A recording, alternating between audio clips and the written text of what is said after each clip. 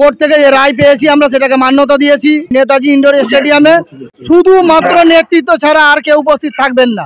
এই প্রোগ্রামটাকে ভার্চুয়ালে সমস্ত গ্রাম স্তরে পৌঁছে দেওয়ার জন্য এলইডি স্ক্রিনের মাধ্যমে মানুষের কাছে পৌঁছে দেওয়ার উদ্দেশ্যে এই কর্মসূচি নিয়েছি। রাজনীতি তো একদিনের নয়, আমরা নয় সামনের বছর আরো বড় করে করব। মমতা ব্যানার্জি যেটা পৈতৃক সম্পত্তি ভেবে রেখে দিয়েছে সেখানেই করব। আমরা কাগজ জমা দিয়ে দিয়েছি, তো দেখা যাক 21শে জুলাই ওখানে কে করে, মমতা ব্যানার্জি কি আইএসএফ।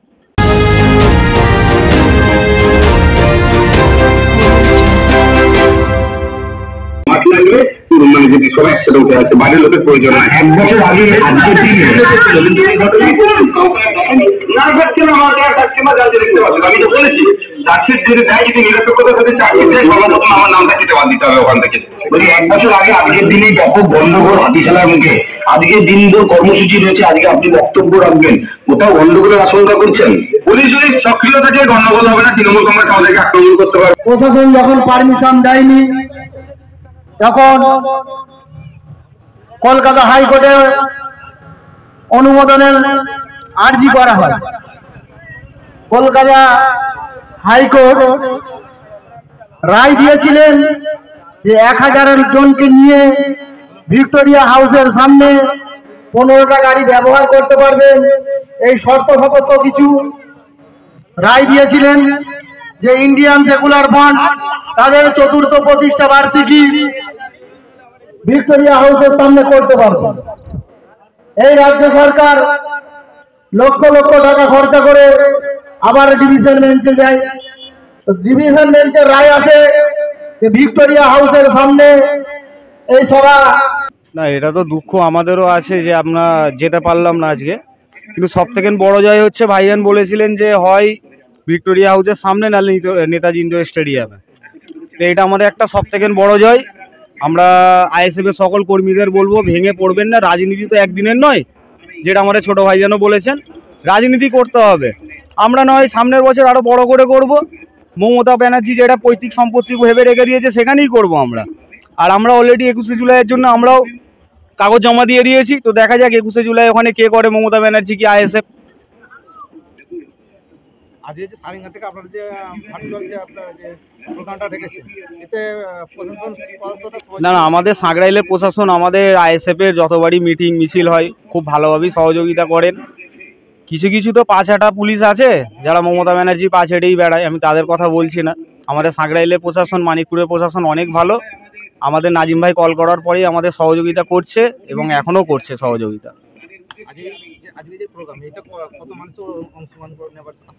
না, এরকম কিছু আমাদের এখন টার্গেট নেই। আমরা সাধারণ মানুষকে ডেকেছি যে আমাদের ভার্চুয়াল সভা আছে, তো দেখা যাক। আপনিও থাকবেন, দেখবেন কতটা কি মানুষ আসছে। মোটামুটি ভালোই লোক আসবে এই আর কি।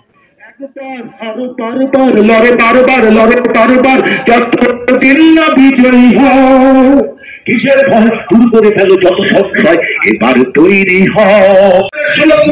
নিয়েছে গণতন্ত্রকে কেউ নিয়েছে রাজ্যের সরকার, সেই গণতন্ত্রকে কেউ নেওয়ার বিরুদ্ধে রাজপথে নেমে ওকে নেমে লড়াই চাই রেখে আবার আমাদের অধিকার পুনরুদ্ধার করতে হবে। তার শপথ দেওয়ার জন্য আজকের এই সমস্ত মানুষের এই সভা হাজার কম লোক নিয়ে আমরা করছি, কিন্তু বাদ চলে যাচ্ছে পশ্চিমবঙ্গের গানায় গানায় লক্ষ কোটি মানুষের কাছে। এ সভা যাচ্ছেন আমাদের চেয়ারম্যান বিধানসভাকে সৌজন্যতা রাজনীতি দেখায়। আমরা সেই সৌজন্যতা পরিবেশ করতে শিখেছি, আইএসএফ সৌজন্যতা বিশ্বাস করে। তাই আমি দীর্ঘ সময় না নিয়ে শেষ করবো এই কথা বলে, উদ্দেশ্যে আমাদের রাজ্য কমিটির নেতৃত্বের পক্ষ থেকে বার্তা দেওয়া প্রয়োজন। সেই বার্তা হচ্ছে সংগ্রামী সাথী এই স্বৈরাচারী শাসক একাই করবে প্রোগ্রাম, একাই করবে সভা, একাই করবে মিছিল।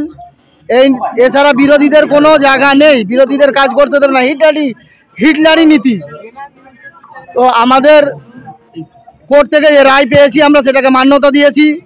মান্যতা দিয়ে নেতাজি ইন্ডোর স্টেডিয়ামে শুধুমাত্র নেতৃত্ব ছাড়া আর কেউ উপস্থিত থাকবেন না।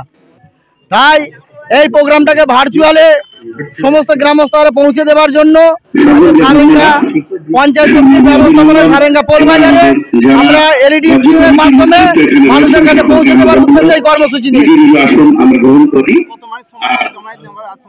আমরা সাধারণ মানুষকে আহ্বান জানিয়েছি, এর অ্যাকাউন্ট আপনাদের বলতে পারবো না, তবে অনেক লোক হবে, আপনারা লক্ষ্য করুন, দেখতে পাবেন। দেখুন, রাজনীতি অনেক চড়াই উতরাই দিয়ে যেতে হয়, তো রাজনীতি দীর্ঘমেয়াদী লড়াই সংগ্রামের নাম, তাই এটাকে আমরা আবেগ থেকে দেখলে এটাকে আমাদের খুব কষ্ট লাগে, বুকে ব্যথা লাগে যে পশ্চিমবাংলার বুকে স্বাধীনভাবে ইন্ডিয়ান সেকুলার ফ্রন্ট একটা কর্মসূচি করতে পারছে না। তো যখন লড়াই করে সব কিছু আদায় করতে হবে, আগামী দিনে যে কর্মসূচি নেবো সে লড়াই করেই আদায় করে নেবো। যথেষ্ট সহযোগিতা করেছে, প্রশাসনকে কল করেছি, তারা আমাদেরকে সহযোগিতা করেছে, অনুমোদন দিয়েছে, সহযোগিতা করেছে, উপস্থিত রয়েছেন, তাদের সকলকে ধন্যবাদ। এখন সব প্রশাসন এক নয়, এখনো মেরুদণ্ড শক্ত নিয়ে অনেক প্রশাসন আছে, তাদেরকে কাজ করতে দেওয়া হয় না। ইন্ডিয়ান সেকুলার ফ্রন্ট এই বিকল্প রাজনীতির কথাই বলে, প্রভাব মুক্ত প্রশাসনিক ব্যবস্থা আগামী দিনে গড়ে তুলবে ইন্ডিয়ান সেকুলার ফ্রন্ট, এই অঙ্গীকারবদ্ধ হচ্ছে আপনাদের সামনে।